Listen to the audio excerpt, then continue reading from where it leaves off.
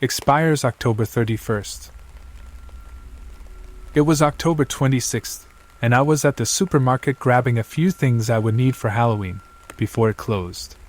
Specifically candy to hand out to the kids in my neighborhood. While I was there, I picked up a few other things that I needed, as well. I grabbed some new body wash, as well as some ice cream sandwiches. While I was picking up the ice cream sandwiches, I figured that I might as well grab a gallon of milk, since I was already back there. So, I went over to the refrigerators that held the milk and began looking for a gallon with a distant expiration date. To my dismay, they were nearly all sold out of milk. I sifted through the selection of milk that they did have, only finding deeply discounted gallons of milk that expired in only a day or two. I liked my milk and all, but downing a whole gallon in 48 hours seemed like a bit of a stretch. Eventually, I came across a gallon that's expiration date was October 31st. Halloween, how do you like that? I don't think I've ever had a gallon of milk that was set to expire on a holiday. Not that I keep track of that kind of thing. Although, come to think of it, I may have had one a few years back that expired on Arbor Day. It doesn't really matter. I grabbed the gallon of milk, threw it in my cart, and headed towards the checkout. I got home and put away my groceries. When I put the gallon of milk in the fridge, I could have sworn it was pulsating. It was late, and I figured it must have just been my eyes playing tricks on me. So, I just headed to bed. The next morning, I had a serious hankering for some cereal. I poured the cereal in the bowl and went to grab the milk. I got the milk out of the fridge, but when I tried to open it, I couldn't get the cap off. It was really stuck on there. I googled methods for getting stubborn caps off of bottles, and tried just about all of them, but nothing worked. I got mad, and in a fit of rage struck it on the counter. Not the best idea I've ever had. Now you would have figured that the plastic container would have exploded on impact, and I would have been left with a mess to clean up, but to my surprise it didn't burst. Had I bought the world's only impenetrable milk carton? Whatever, I thought, and I just ate the cereal, sans milk. I put the milk carton back in the fridge, figuring that I could maybe open it later. However, when I put it back in the refrigerator, it had begun pulsating again. What is this? I don't know if you've ever flipped off a carton of milk before, but I sure have. I had forgotten about the milk for a couple of days, until the night before Halloween, when I was looking through the fridge. I moved some things around, before laying eyes on the enigmatic gallon of milk, and noticed that this time, it was glowing slightly. This is getting even more strange, I thought. Having not even so much as opened the gallon of milk yet, and with its expiration date fast approaching, I just threw it in the trash. Figuring it wasn't going to get drank, not that I would want to drink it, anyway, and was only $2.50 wasted. I'll run out and get another, less problematic gallon of milk, in a few days. The next day was October 31st, Halloween, and everything was pretty par for the course. The neighborhood was replete with decked-out houses, sporting all manner of ghosts, and goblins, and jack-o'-lanterns. It truly was my favorite holiday. The day went on like normal, with nothing of note really happening. As it got later on in the evening, trick-or-treaters began showing up at my door. "Trick or treat," they would yell, before I would make my way to my front door to give them their candy. I saw princesses, vampires, pirates, a multitude of superheroes, and even one kid dressed as a toaster. Hey, it's Halloween, you can be whatever you want, even a kitchen appliance. I packed it in around 9 p.m., figuring that I likely wouldn't be getting any more trick-or-treaters. I began to nod off on my couch, before remembering that it was garbage day, the following day, and I had forgotten to take the trash out. When I went over to the trash can and opened the lid, I saw that the gallon of milk was no longer inside. This was confusing to say the least. I mean, it's not like it sprouted legs and walked away, right? Just then I heard a shrill whine from behind me. I turned around to see the gallon of milk on the kitchen floor, glowing and pulsating. I was frozen in place, not knowing what to do. It let out another whine, before it started chasing me. It chased me all around the kitchen, squealing an unholy squeal. Things were starting to get weird. The gallon of milk then cornered me and started inching closer. When it got within a couple of feet, I gave it a swift kick in the label. It let out a grunt and flew a couple of feet in the air, and I crumbled to the ground in pain, clutching at my now throbbing foot. What was this milk made out of? Cement? I looked around, not being able to locate the milk.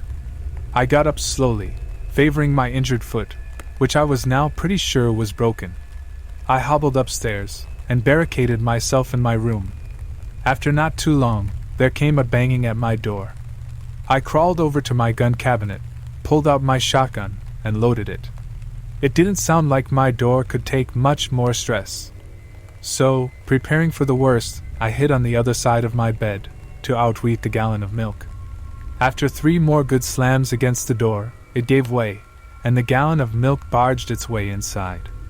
As it made its way through my room, I could hear it making these odd, low gurgling sounds.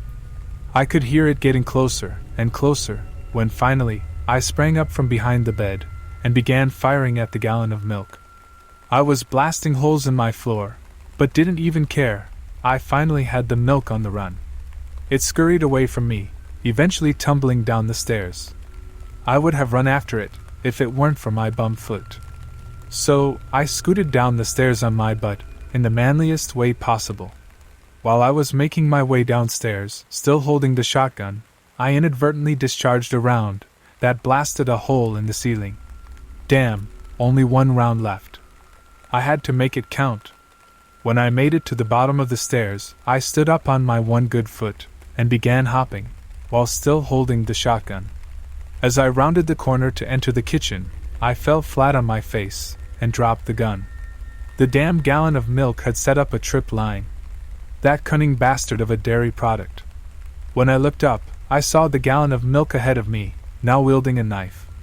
Not sure how, since it didn't have hands. It charged at me as fast as it could.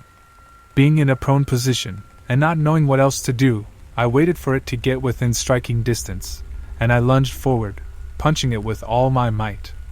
The knife went flying, the milk fell over, and I'm pretty sure my hand was broken now, too. I looked over at the gallon of milk, which was now not moving. Guess I showed it who was boss. I got up, and shambled my way over to the couch, and collapsed on it. I got out my cell phone, and called the police to report the attempted murder, by way of dairy. They didn't believe me, assuming I was pranking them, and warned me about wasting the emergency services' time and resources, before hanging up on me.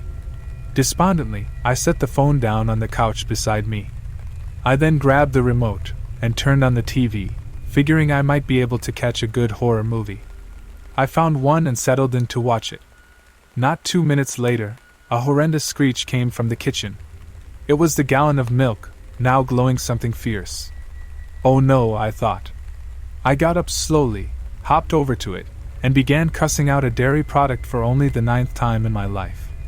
When I was done hurling insults and swearing at it, the gallon of milk let out an absurdly high-pitched scream of a sound that could wake the dead, and probably kill the living. The gallon of milk lurched up at me, and we began wrestling around the living room. The tenacious gallon of milk just would not quit. When I eventually gained the upper hand, I threw it across the room, and made a break for the back door. I hopped on my one good foot out the back door, and through the backyard, until I felt a shooting pain in my leg, and fell to the ground. I looked down to see what had happened, and to my shock and horror, my leg was caught in a bear trap. The gallon of milk had set up a bear trap in my backyard. How? When? I swear, this is the last time I'd buy mutant dairy products. I looked up to see the gallon of milk slowly, and forebodingly making its way through the backyard, towards me, now brandishing a Colt .45. Where did it keep getting all these weapons from? Well, it doesn't really matter now, I suppose. This was it for me. I had nowhere to go. I was trapped, and a gallon of milk with a gun was coming ever closer. That's when it all became crystal clear.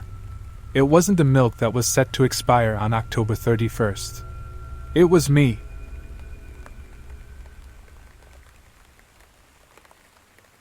Treehouse of Terror.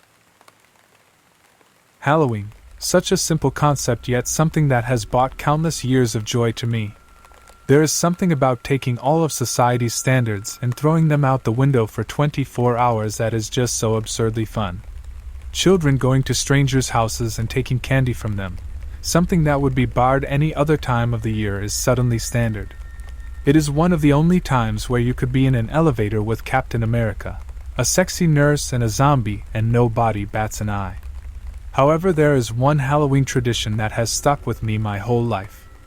That is the annual Simpsons treehouse of horror specials. Nothing combines the fun and fear of Halloween quite like Homer recreating the Raven or Ned Flanders prancing around as the devil. They were a staple in my household growing up, and I still consume them like candy each and every Halloween. That was why when I heard that my local station was going to be running a treehouse of horror marathon Halloween night, I was pumped beyond belief. However, looking back, I wish I had done something else, anything other than witnessing what I did. Halloween night passed as it always did. I spent the night watching classic horror movies and handing out candy to the occasional trick or treater. As the marathon neared its start, I found myself feeling like an 8-year-old boy all over again. I set up my snacks, including the leftover Halloween candy that I overstocked on for exactly this purpose, and got ready for a night of fun. For the first few hours it was nothing short of spooky nostalgic magic. However, I did not fully comprehend the full magnitude of what I was entering. With 30 specials I was in for about 15 hours of television, and I have to admit that is a bit of an undertaking even for me. Eventually I succumbed to boredom and sugar crash and fell asleep. I was awoken a while later by a commercial that was louder than it had any right to be. It was about 3:30 in the morning and one of the specials was just ending. I was about to throw in the towel because they were getting into the later specials that, I'm sorry, just don't have the same level or horror or humor as the older specials, but something caught my eye. The special had an opening that I had never seen before, and I was intrigued as which one it could be. The special opened with the family watching TV. Kent Brockman was just finishing up the nightly news when suddenly a loud grandfather clock in the living room began to chime. The Simpsons all at once went into a strange trance and in unison said, "It's time." All of a sudden the animation became much sharper and more fluid. They clearly had hired an outside professional to do the scene. One by one the family members started to convulse and transform into horrifying creatures. Marge's body started to lengthen and twist, becoming serpent-like. Her eyes became red with yellow lining and she had become a snake monster. Bart was next, with his back popping out and developing a hunch. His skin turned green and he grew gills and flippers, becoming sort of a creature of the Black Lagoon-type monster. He feels his crooked back and makes a joke about how his chiropractor is not going to be happy about this. Homer begins growling and claws erupt from his fingers. His mouth becomes a snout and brown hair erupts from all over his body, covering him everywhere except the top of his head, leaving him effectively still bald. This caused him to issue his trademark "Doe." Lisa stood awaiting her transformation only for a simple witch's hat to appear on her head. I will admit this got a good laugh from me. Finally Maggie floated into the air and started turning into a bat, while preforming a deep demonic laugh that sent a very real chill through my blood. Suddenly all of their eyes snapped wide open and they simply stared at the screen. It disturbed me how intense and creepy their stares were, because it truly gave me the feeling that they were staring at me and not just the screen. One by one they started to speak, with each character delivering a single sentence. "Won't you join us?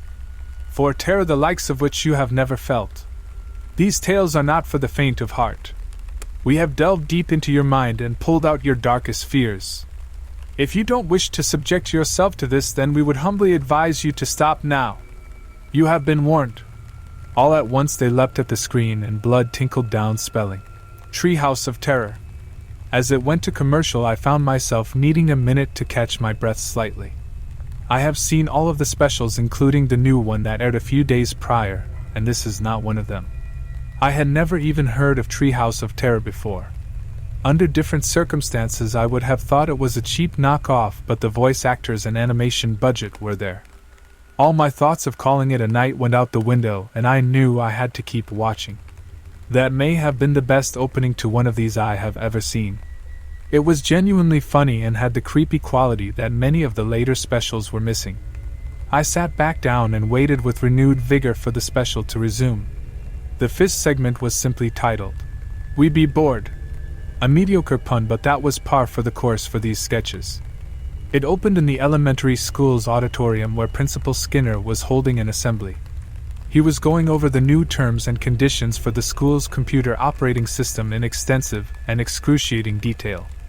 Most of the students were either asleep or close to it. At the top of the auditorium, a group of students including Bart, Lisa, Milhouse, Nelson, and Martin sat. Everyone with the exception of Martin were holding on to consciousness by a thread.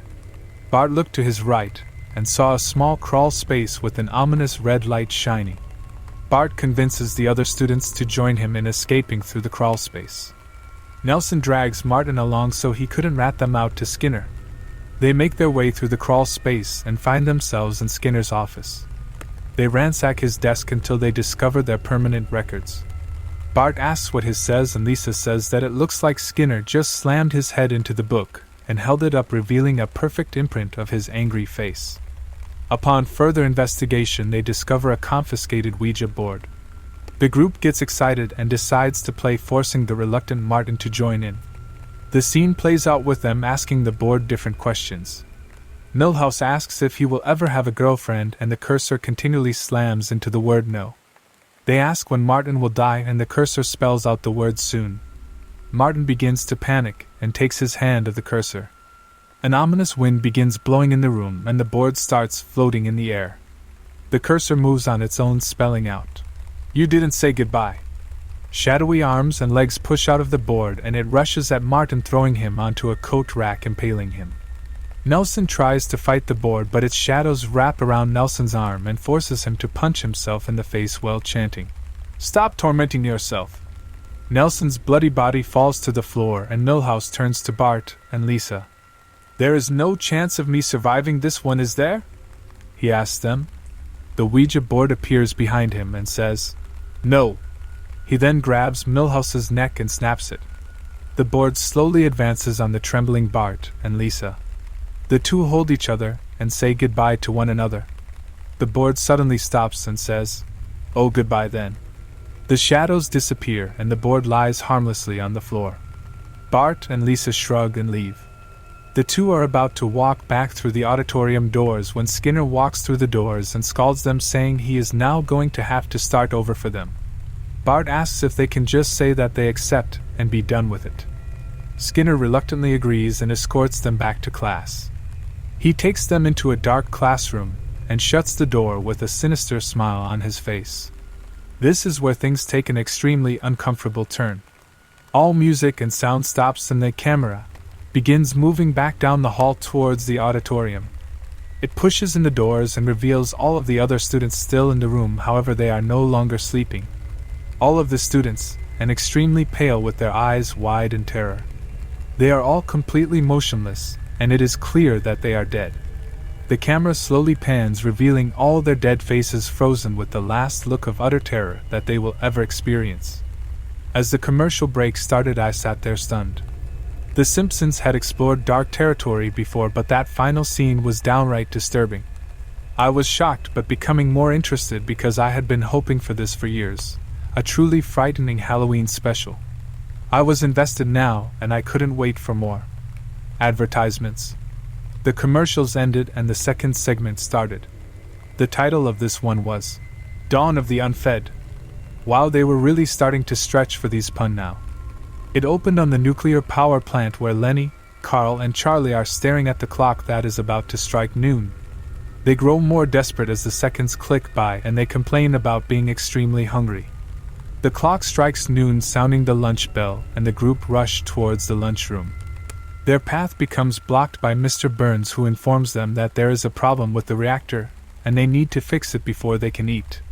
Charlie points out that by law they have a right to refuse unsafe work.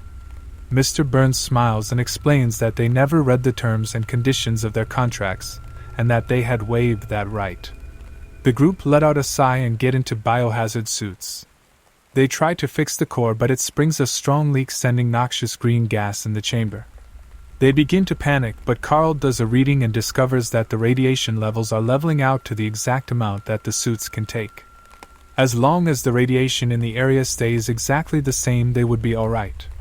A sudden beep gets their attention, and they slowly look over to see the lunchroom on the other side of the glass where Homer just put his lunch in the microwave.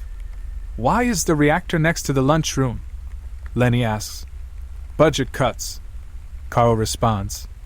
The trio's suits start to burst open, exposing them to toxic gas. The gas melts their skin, turns them into a zombie-like mutant. They break through the glass into the lunchroom and begin hissing the word, "hungry," at Homer. "Hey, no way, I bought this TV dinner and I am not sharing it." "Oh, don't worry, we plan to eat you," Charlie rasps. "Okay, we can split the green beans," Homer replies fearfully. The three rush at Homer, who flees down the hall. Homer can't run anymore and attempts to hide in some pipes behind him. However, no matter how hard he squeezes, he is too fat to fit into between them. Giving up, he runs to the suggestion box down the hall and writes down, "Please make hiding places large enough for the average American citizen."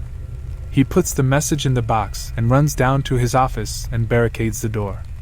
The three zombies begin scratching at the door and try to coax Homer out. "Let us in, Homer, we are so hungry." "We will make it quick, we promise, just open the door." Once again the music cuts out and the scene cuts to different parts of the plant where several bodies lay, and the only sound are drops of blood hitting the floor. The scene cuts back to Homer's office where the zombies are still whispering for Homer to open the door.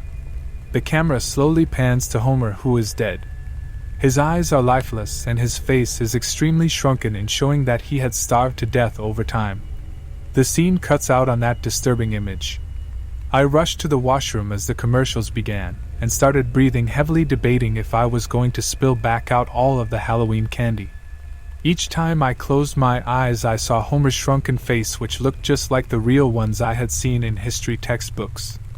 I found myself shaking and I didn't know how to stop.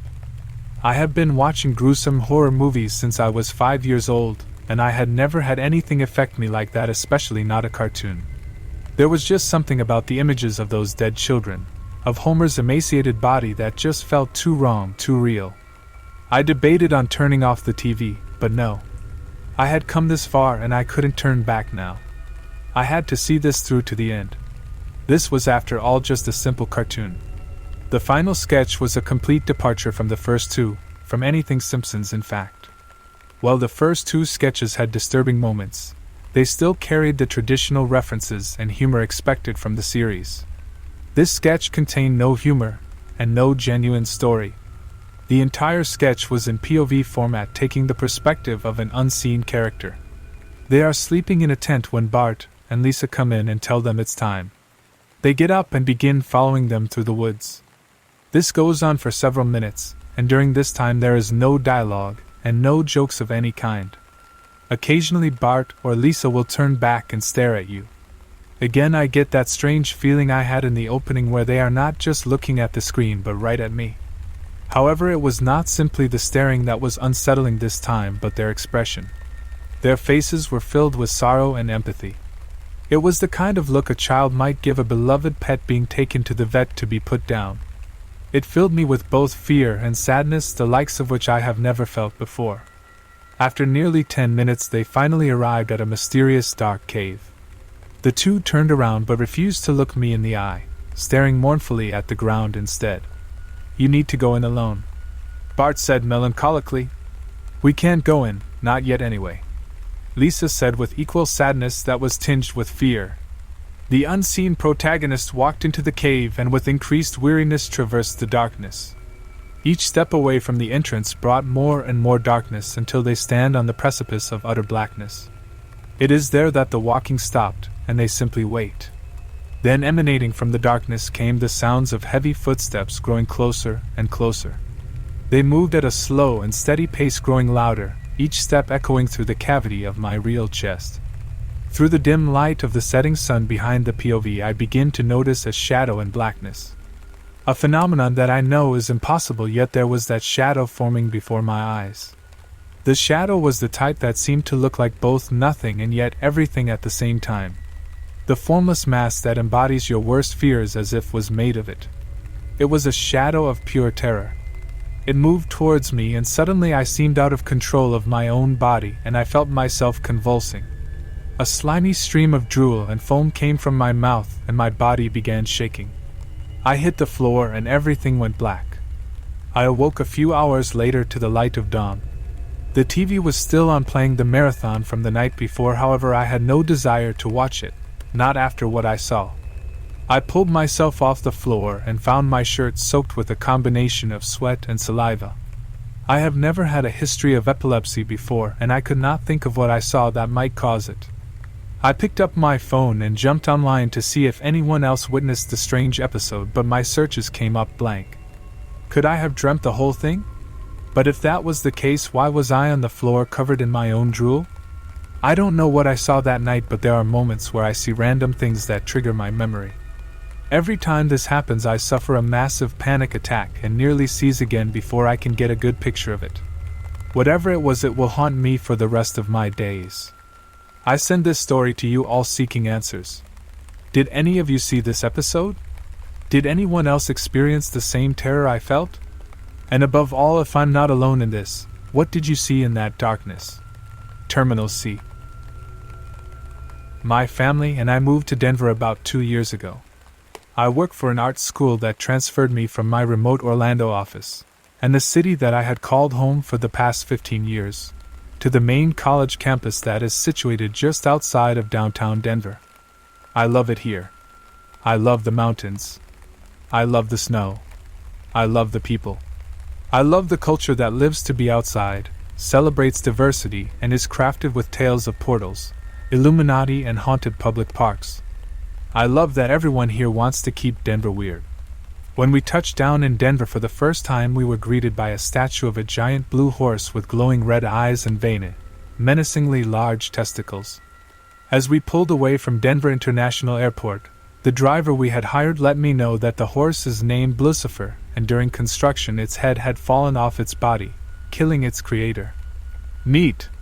Upon uprooting my wife and 2 children, 6 and 2, and moving out west, I was faced with an increasingly unrealistic cost of living.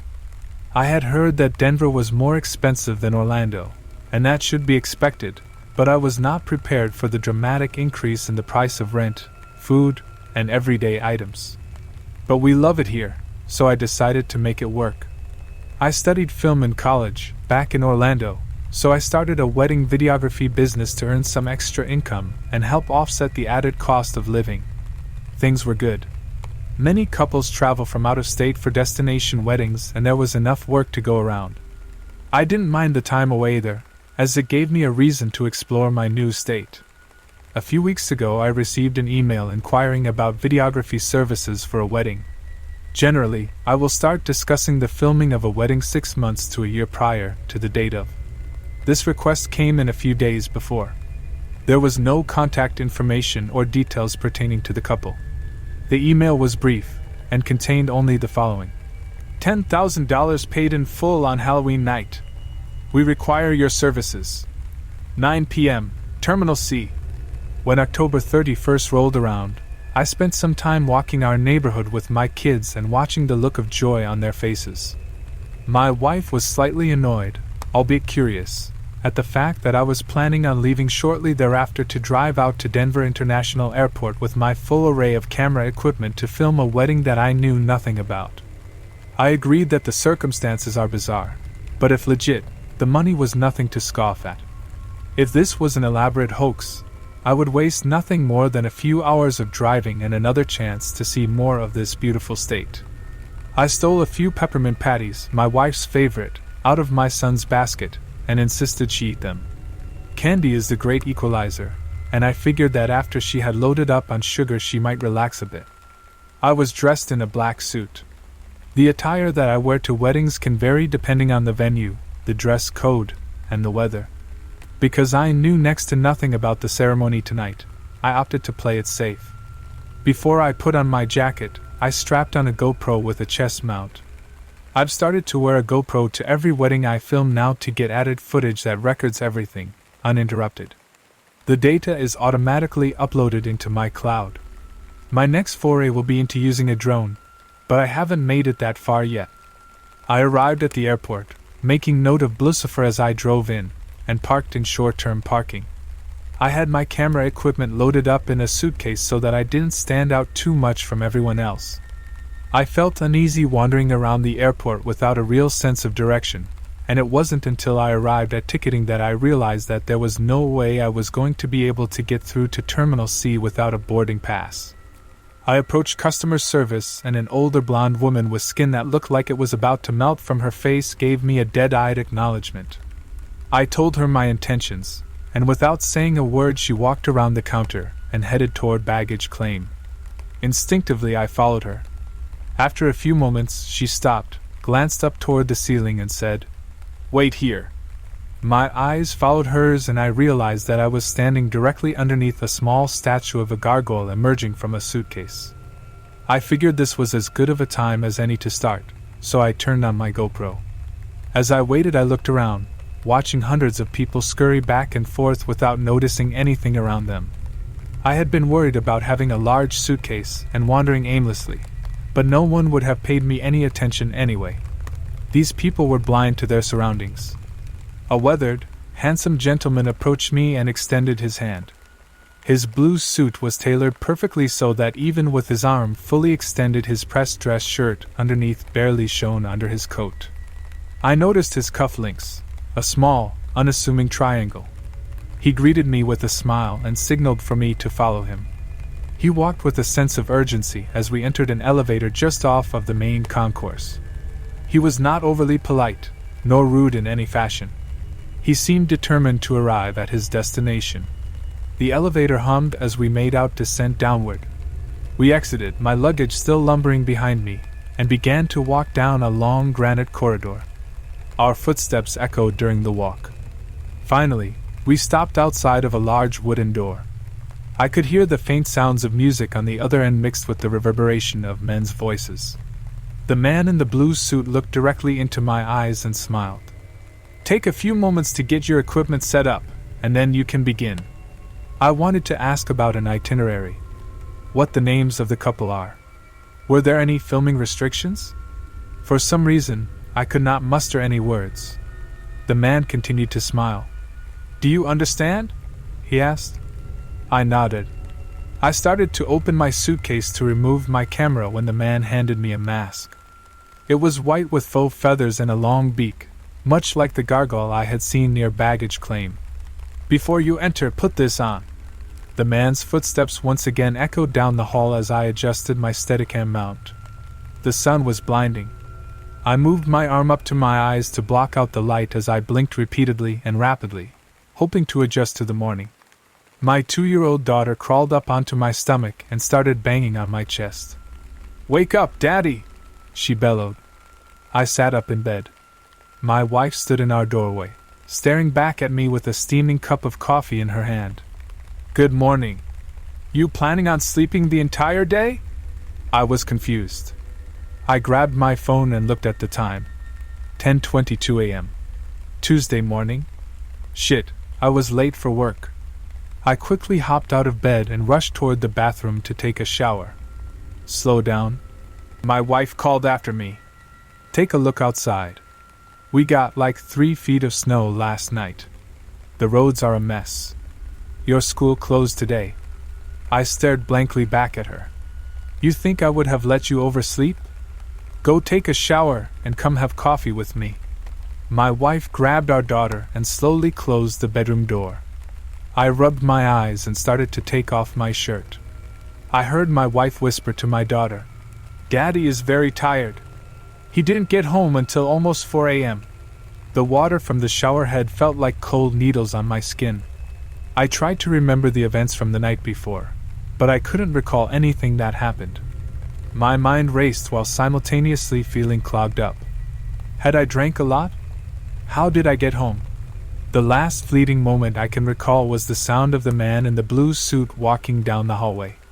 The echoing of the shoes felt like a stabbing pain in my head. I wrapped a towel around my waist and went back into my bedroom. I picked up my camera and flipped it on, navigating to the playback screen. There was nothing. The memory card was blank. I removed the card and inserted another. Again, nothing. Black screen. Blank card. I finished drying off and went out to the living room. My wife was smiling at me and she handed me a cup of coffee. I already checked our account and as of this morning, $10,000 was deposited. Seems like it was worth it. I stared back. It is? The money is there? Now my head was pounding. My wife asked me how everything went. I lied and told her it all went well. She asked me how the footage looked. I told her it was great. She asked me if the couple seemed to be in love. They are, I said. My son interrupted my trance. Dad, can we go sledding? I forced a smile. I dressed the kids in their snow jackets. From the closet, I grabbed their sleds and rubbed some oil on the runners. Time to move on, I thought aloud. Before heading outside, I grabbed my GoPro from the camera bag. We always strap the GoPro onto ourselves when we do things outdoors. It makes our home movies very exciting. The camera itself was already in the chest strap, and I suddenly remembered that I had been wearing it all night. I picked up my laptop and quickly logged into my cloud. I pulled up a continuous shot that was one large file. I pressed play and I was back at the airport, watching travelers walk back and forth, oblivious. I jumped forward in the timeline. I was walking down the corridor. The man in the tailored suit ahead of me. The echo of our shoes. I jumped forward again. The entire party was filled with guests in masks. Masks, much like the one the man had handed me to wear before I entered. The partygoers did not pay me much attention as they sipped on their cocktails and mingled with one another. I was just another gargoyle that no one bothered to notice. I jumped forward once more. The room was dimly lit, only by candlelight. A nightmare for footage. I walked slowly toward a large stone slab in the middle of the room. Cloaked figures flanked both sides of the table. Their masks hid their faces and their hoods hid their gender. Based on the build of the figures, I would guess that most were male. As I moved in closer, I could see a figure laying on the slab. She was nude, her face covered by a mask. It was hard to guess her age, but I would imagine mid-20s based on her build. Her arms and legs were bound to the corners of the table with a thick, blood-red ribbon. She did not struggle as she laid spread out for the cloaked men to stare at her. There were no words and very little sound. For a room this size with this many people in it, it was deathly quiet. In unison, the men started to hum. The hum grew louder and louder and the woman on the table started to writhe. The merging of the individual voices grew to a fever pitch. The circle of men shuffled their formation and allowed for a small entrance where another figure entered. This person, too, was cloaked in much the same way, but his mask was pure white. No features, just white porcelain.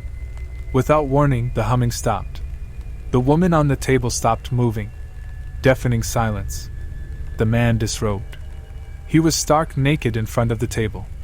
To his left, a robed figure handed him a knife. Only, this knife looked old and weathered. Its handle appeared wrapped in leather in the candlelight. Its blade was jagged. I'd be inclined to call it a dagger. The naked man licked the edge of the blade. He slowly bent over the bound woman and slid the dagger across her stomach. Not enough to inflict any pain, but enough to see her body tremble. When he was finished, he stood erect and surveyed the room. The silence was unnerving. Finally, he said to the room, "On this day, let us celebrate." Without warning, he lifted the knife high above his head. Both hands gripped the handle tightly with the blade facing down. The woman's body shook. The door to my bedroom swung open and my son and daughter charged in. I quickly shut the laptop and placed it aside.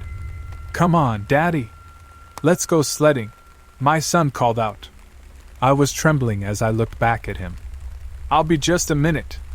I gathered myself and put on my snow jacket. My snowshoes were nearly impossible to slip on with my hands shaking as badly as they were.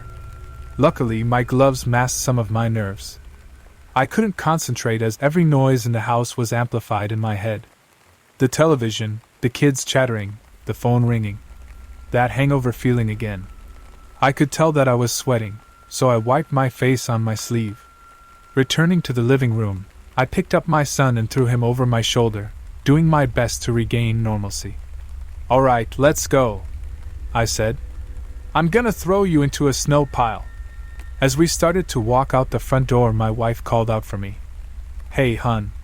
There is a man on the phone for you. He says he was at the ceremony last night, and he wants to inquire about your future services. I stared back at her for a moment, before replying. Tell him I'll call him back.